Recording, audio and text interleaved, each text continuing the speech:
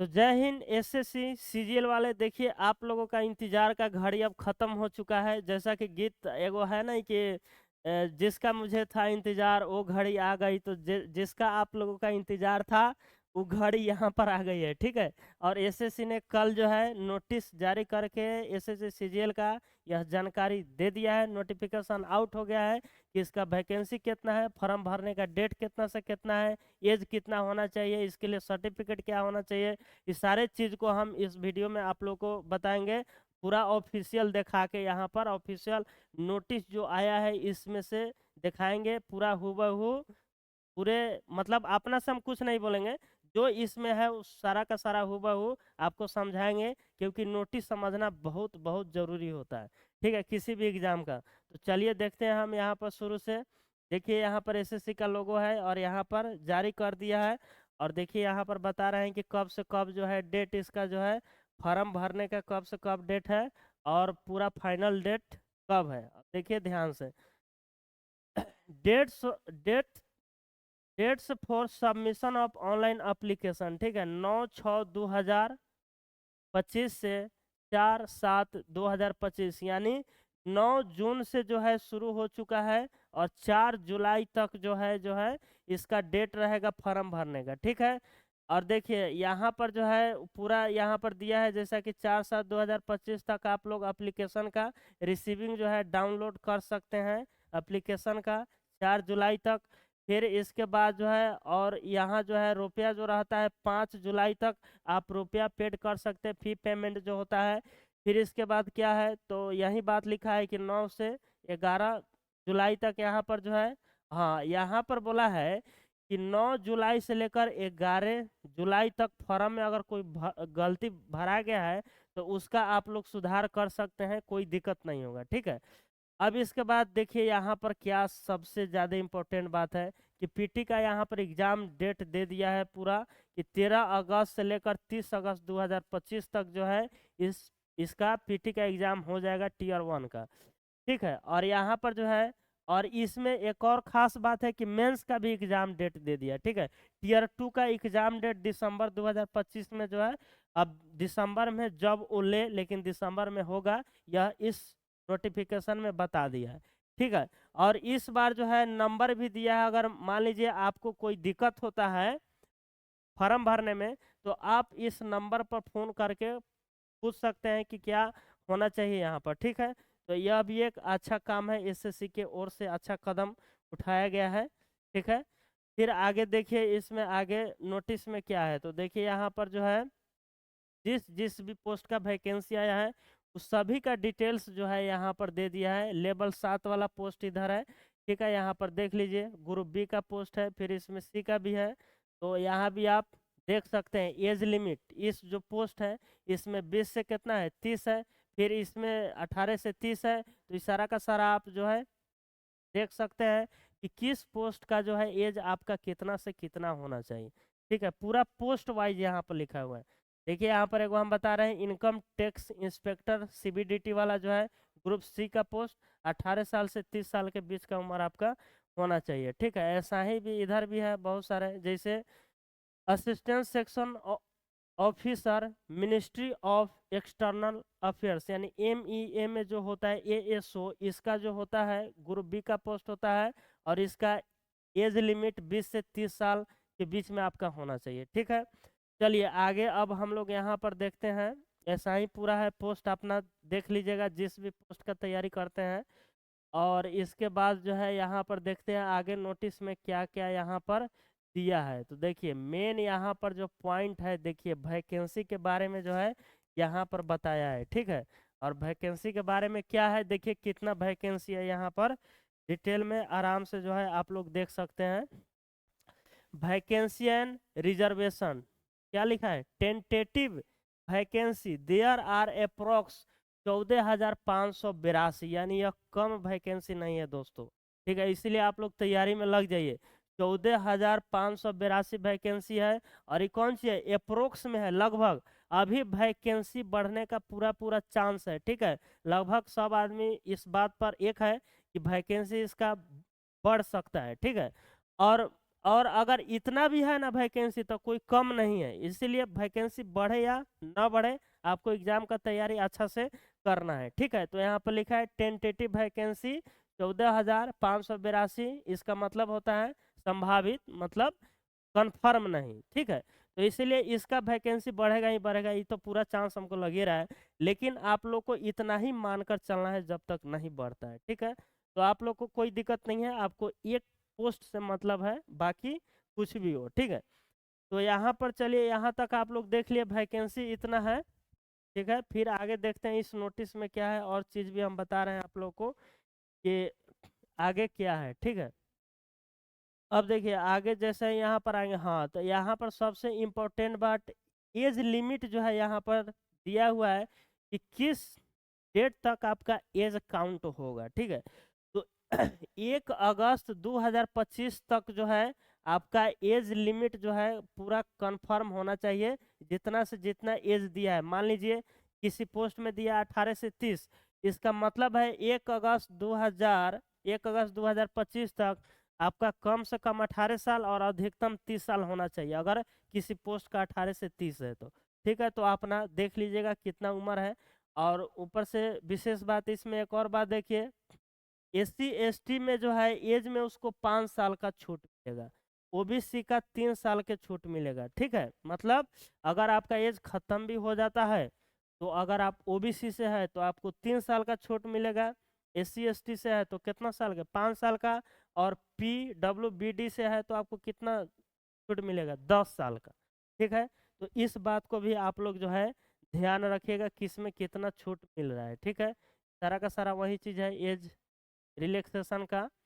जिस भी कैटेगरी में आप आते हैं उसको जो है आप लोग आराम से देख सकते हैं कि इसमें कितना छूट मिल रहा है। ठीक है, तो आगे चलते हैं इस नोटिफिकेशन में, और क्या है यहाँ पर हम लोग देखने का प्रयास करते हैं कि कोई चेंजिंग वेंजिंग तो नहीं ना किया है, लग रहा है कि चेंजिंग तो नहीं है किया है यहाँ पर, फिर भी हम लोग देख सकते हैं कि आगे क्या क्या इसमें दिया है। ठीक है, आगे इसमें प्रोफेशनल सब तो डिसेबिलिटीज वाला, OTR वाला ये सब है। चलिए फिर ये सब पढ़ लीजिएगा क्या क्या है, इसमें कोई खास बात नहीं है।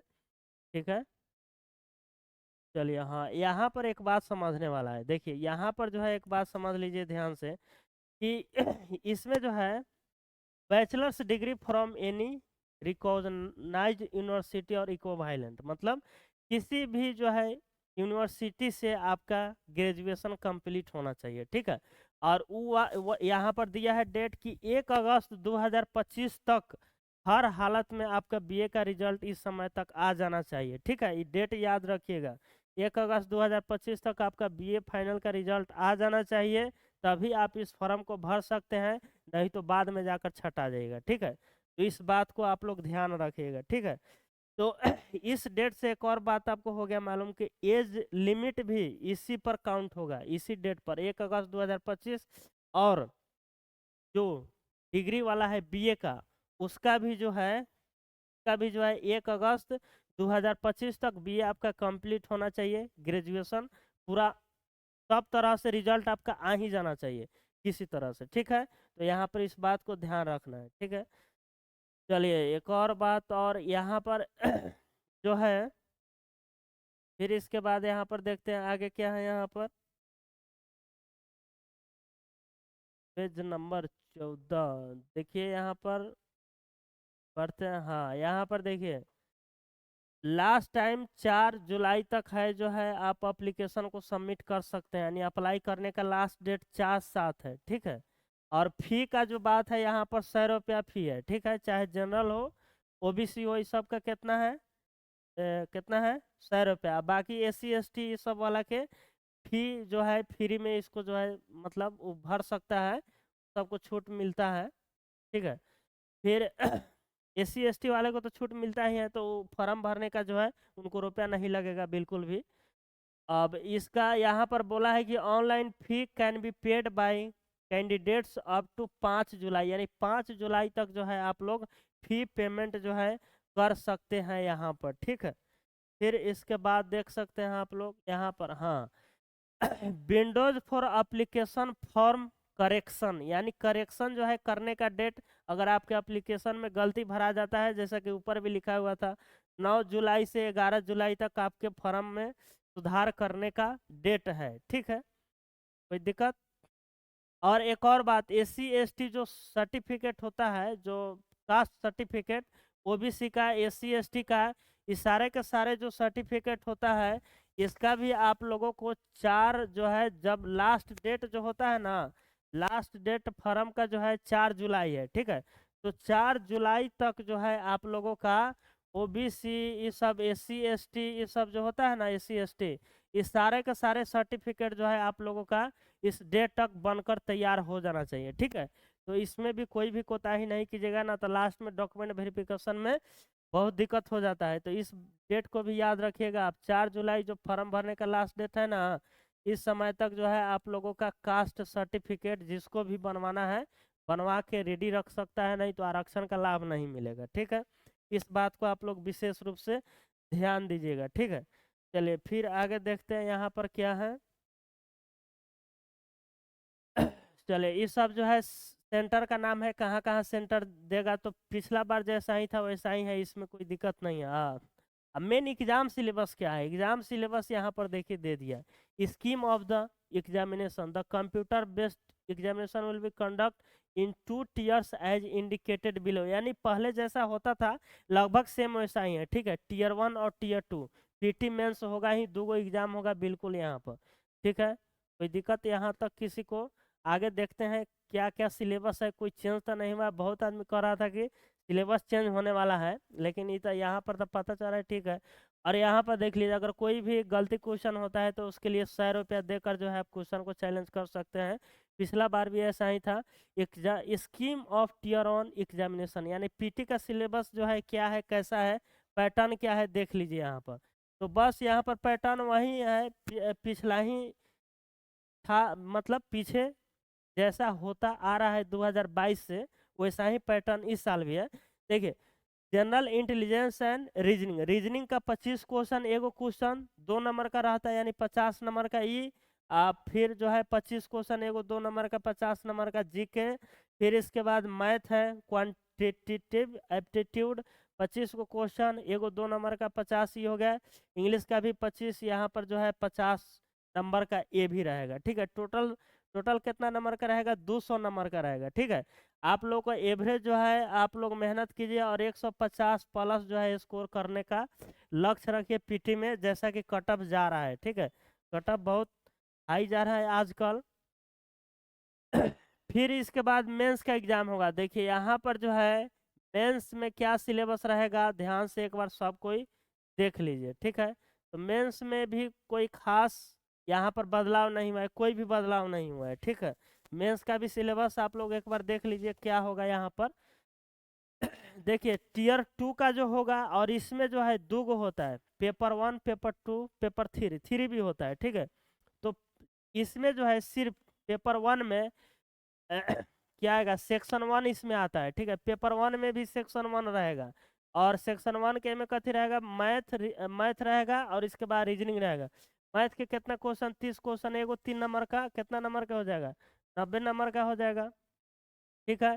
फिर रीजनिंग का एगो कितना क्वेश्चन आता है, 30 को, तो 30 मतलब रीजनिंग का क्वेश्चन 30, एगो 3 नंबर का, तो ये भी 90 हो जाएगा। यानी टोटल टोटल देखिएगा तो यहाँ पर कितना हो जाएगा, 30 और 30 60 को क्वेश्चन, एगो 3 नंबर का, 180 नंबर का जो है आपका जो है सेक्शन 1 का टेस्ट होगा, ठीक है। और सेशन 2, सेशन 1 है ही, और यहाँ पर जो है और एक ही साथ में होगा सेक्शन 1 का, सेक्शन 2 का। 2 घंटा 15 मिनट जो समय मिलेगा इसी में आपका होगा, ठीक है। 2 घंटा ही समय रहता है सेशन 1 और सेशन 2 में, ठीक है।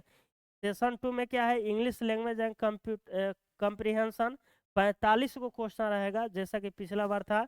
और जीके का 25 को, यह भी एगो क्वेश्चन 3 नंबर का, सभी 45 और 25 70 हो गया, 3 से गुना कीजिएगा 210 नंबर का, यानी आपका 210 नंबर का जो है यहाँ तक एग्जाम होगा, ठीक है।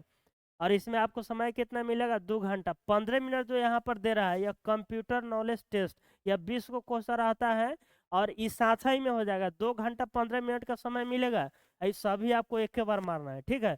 और यहीं पर डिसाइड हो जाएगा कि आपको नंबर एथी जॉब मिलेगा कि नहीं मिलेगा, ठीक है।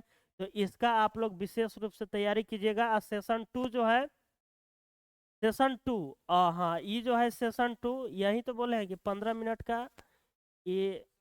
अच्छा हाँ, इसका 15 मिनट का अलग ही था, इसी में समय मिला 2 घंटा 15 मिनट।